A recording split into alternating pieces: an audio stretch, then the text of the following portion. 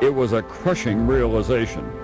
Now Aaron's only hope, that someone would realize he was missing and by some miracle figure out where he was and find him. It was now 9 a.m. Tuesday morning, and back in Aspen, Colorado, Aaron Ralston was officially late for work. Down deep in my stomach, I knew something was seriously wrong. Brian After, manager of the Ute Mountaineering store, immediately feared that Aaron might be in trouble. But knowing what a skilled outdoorsman Ralston was, he decided to give him a day before sounding the alarm. Someone of his physical abilities, if they're 50 miles in the middle of nowhere and break their leg, he's probably going to be able to crawl out in a day or do whatever it is that he needs to do. But nothing was further from the truth. Back in Blue John Canyon, Ralston had already run out of water. Now at 4 p.m., he took his last bite of food. From that point, all I had was 2 bottles of urine. It certainly wasn't a pleasant part of the experience, but it helped me survive. Ralston knew that he was playing a waiting game. He wondered what would kill him first: dehydration, hypothermia, or even the infection that was surely setting in his arm. Would he be able to stave off death until he was rescued? Ralston calculated that even if he was reported missing, it would be days before rescuers started to look for him, and days more before they found him. My confidence in me lasting that long was very low. On Sunday, I said that I'd be surprised if I made it to Tuesday morning. And on Tuesday morning, I said I'd be surprised if I made it until Wednesday at noon. And the critical error that he'd made in not telling anyone where he was headed that weekend continued to haunt him. That was a big shortcoming on your part. It was possibly the largest, most significant mistake that I've made. First rule, got to let people know where you're going when you're going into the wilderness, so if something happens, they'll know where to look. Precisely. It was an impromptu decision about where I was headed and what I was going to do. Later, Ralston would also face criticism for not having a cell phone with him. But he says, given his location, literally underground, getting a cell phone signal would have been impossible. I would challenge any of the people who would say that that technology could have made a difference in my situation to take it there and to make it work, because it wouldn't. As the days passed, Ralston questioned if anything could save him. His thoughts often turned dark, his mind playing out other horrific scenarios. One of the greatest dangers for canyoneers, a flash flood. Even a moderate rainfall could trigger a torrent of water that would send rocks, trees, and debris rushing through the canyon. I was almost wishing for it to come, in the sense that maybe I could get a little bit of water. And Ralston had an even darker thought. Why wait for nature? Why not just finish the job himself? If I had a way to end it, I probably would. It's miserable. It's cold. I can't keep the wind off of me. It just blows. It's not even a stiff breeze, but it's cold.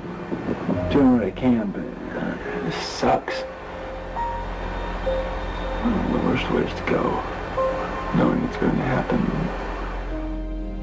As he readied himself for his 4th night in the canyon, Aaron Ralston prayed that he'd still be alive when the sun rose. Were the nights the worst? Definitely. From a psychological perspective, as far as just the lack of light and what it does to our psyche. The nights ever get any shorter? No, they got longer, the way that they felt. They got colder. My body just had a diminished ability to respond to the cold and to the resources as my calorie reserves were being used up. His body was breaking down. Unbelievably, he'd gone some 90 hours without sleep and only a few bites of food, and now a full day without water. He couldn't survive many more. Aaron Ralston was slowly dying, and he knew it. So I didn't want to sign off without saying I love you to Grandma and Grandpa. All my relatives back in Ohio. God bless you all.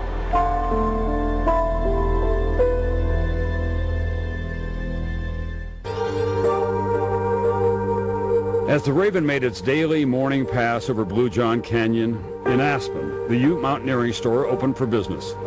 And for the second day in a row, Aaron Ralston didn't show up for work. I pretty much made up my mind that if I didn't hear from Aaron by 9 o'clock on Wednesday morning, that something was seriously wrong. As 9 a.m. came and went, Brian After's fears were confirmed. And I was like, all right, he's not here. I'm going to go and try to figure out where he is and start contacting people. He talked to Aaron's roommates, who were now also concerned, but they had no information either. Brian searched his locker at the store looking for names, numbers, anyone he could contact who might know where Aaron was. He sent out emails to everyone he could think of, asking for any information, when Aaron was last seen, and he called Aaron's parents in Denver. Donna Ralston was working in her home office. I answered the home phone line, and Brian told me who it was and asked me if I knew about Aaron or where he was, and I said, no, I have no idea. Isn't he at work? And he said, no, he's overdue, didn't show up yesterday and didn't show up this morning. And I said, Brian, you understand what that means? And he said, yeah, I fear. Yeah, I said, I think I know as well as you do. It's very serious.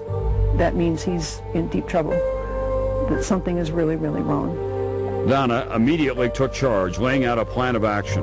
Brian would place a missing persons report with the Aspen police.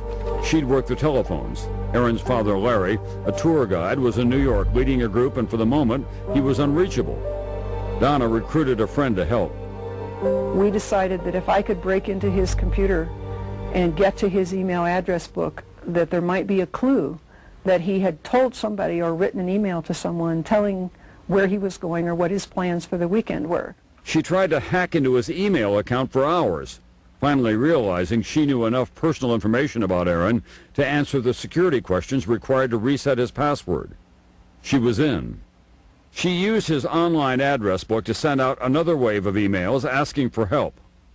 By that afternoon, she and Brian learned the last time Aaron had been spotted was the day that he left Aspen, just outside of town, where he had climbed Mount Sopris with a friend. That friend left him along the road when he was taking pictures and, said goodbye, and he left, and that was the last time Aaron had been seen. It was a clue, but a chilling one. That had been 6 days ago. Were they already too late? Suggestions and tips were now pouring in from concerned friends.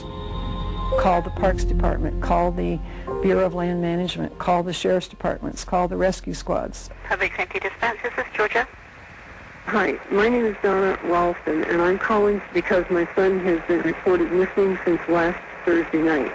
Every time I called somebody, I would ask, who else can I call? Where else can I get information? Who else can I get help from? And so the day went on progressively with no responses, no indication of where he might have gone, which direction he went, what he was doing, or what might have happened. It was a very long and trying day. You know, I just feel that something very, very seriously has gone wrong.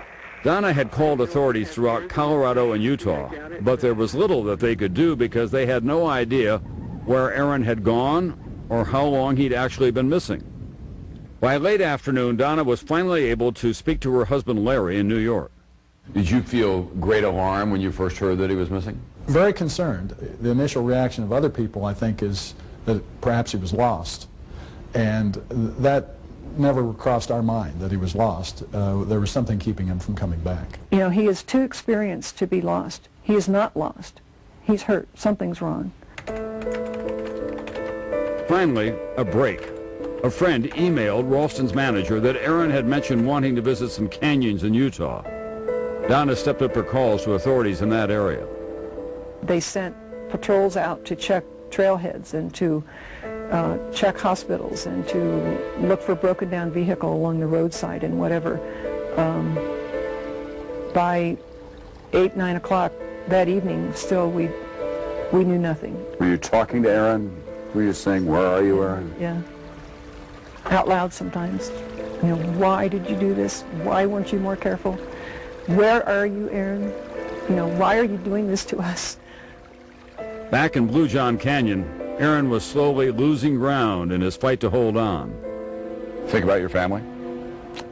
Most definitely. Thinking about my sister's wedding that was coming up at the end of August that I was going to miss, and not only miss, but put a whole somber overtone to it, that there would probably be a funeral before, you know, my sister got married, and I felt bad for what I was doing emotionally to my parents. It was hard. I felt guilty about it.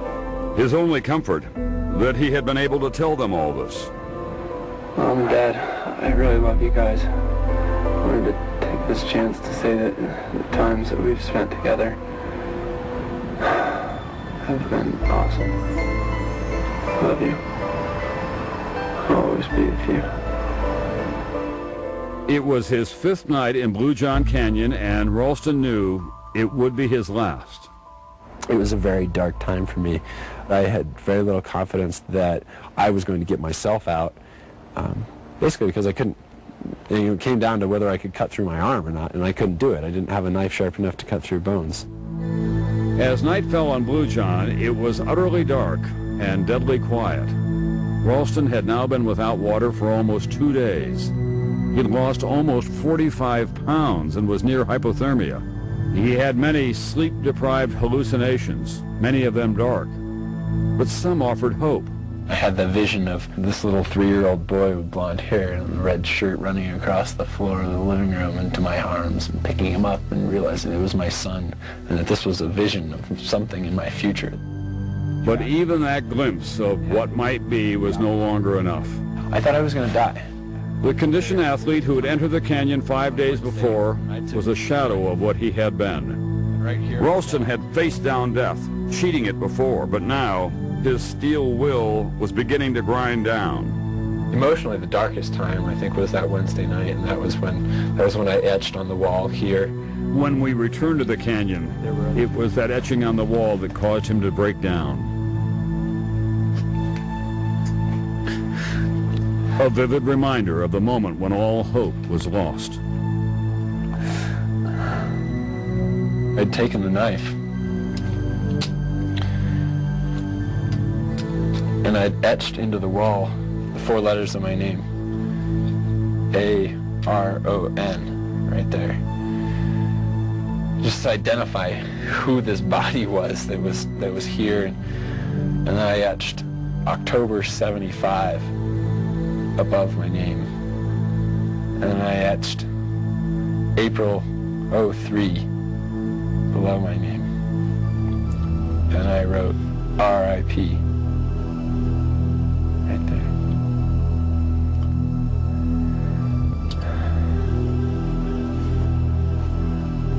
Ralston had carved his own epitaph, his gravestone, Blue John's majestic walls. He'd recorded his last message to his family asking to be cremated and instructing them where to spread his ashes. He prayed to God and found peace. He was ready to accept death. Again, love to everyone. Bring love and peace and happiness and beautiful lives into the world. My honor. Thank you. Love you.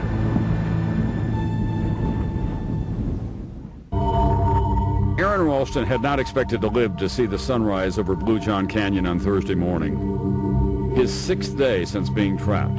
He was convinced he wouldn't make it to day 7. He needed a miracle. I'd prayed about seeking guidance of what I was supposed to do and to finding an option that was going to actually work to get me out of there. Aaron waited for the Raven to pass overhead on its daily morning flight. It was the one thing that he could count on. It kind of became my morning ritual to watch for it and to see it go. But that morning, the Raven, that symbol of death, never appeared. And Aaron Ralston's prayers were about to be answered. Back in Denver, Donna Ralston had spent an anguished, sleepless night. Could you ever put in words, as a mother, what it's like to be going through this ordeal? It was horrible. Someone asked me later if I ever had any doubts that he was alive, and no. Somehow I knew that if he had an ounce of energy anywhere in his being, that he would get himself out or that he would free himself from wherever he was.